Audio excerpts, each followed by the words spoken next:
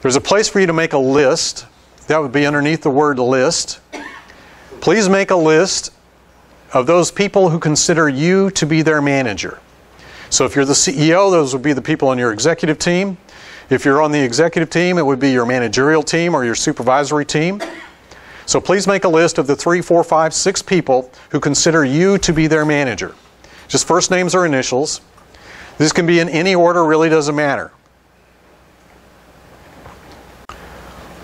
Once you've identified this list of people, now I want you to transcribe those names into the ranking exercise box, but now in a very specific order. The person with the longest time span capability goes at the top of the list. The person with the shortest time span capability goes at the bottom of the list. Now here's the way I look at this. In front of me, I have a big bag of projects, and I got my list over here. I go inside this big bag of projects and I pull out the biggest project I've got. This is a really big project. I look over at my list. Now, who on that list can I give this big project to and not worry? I know it's going to get done. I go back in my bag of projects. I pull out this next project. Not quite as big as the first project. I look over at my list. Who can I give this next biggest project to and not worry? I know it's going to get done.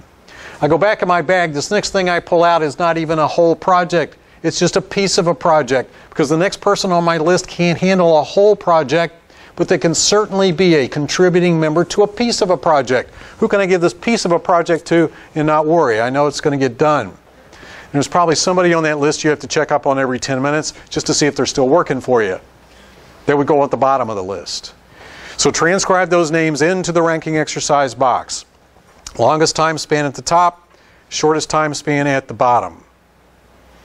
I'll give you 20 minutes to complete this exercise. What, you already finished? You already finished? No. Who's already finished? John, you already finished? So how many people on your list? 3 people on your list. As you look at that list of 3 people, how accurate do you think you were in that assessment? 100% accurate.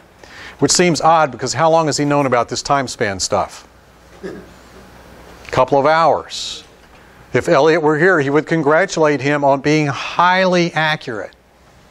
Now, why would Elliot have such a high level of confidence in John's ability to make this assessment with only 2 hours exposure to this time span stuff? Why? Why would Elliot have a high level of confidence in his ability to make this assessment? Sid? I know, John, he's not Stratum 5. Why would Elliot have a high level of confidence in his ability to make this assessment? He what? He tested it over the last week. Well, Elliot tested it, but John didn't test it. In fact, how long has John been testing this? In fact, let me ask another question, John. How long have you known these people? Longest one. 17 years. See, John hasn't been doing this exercise for the last 3 minutes. John's been doing this exercise for the last 17 years. You may want to write this down. Elliot says, every manager always makes a running intuitive assessment of the time span capability of their team members.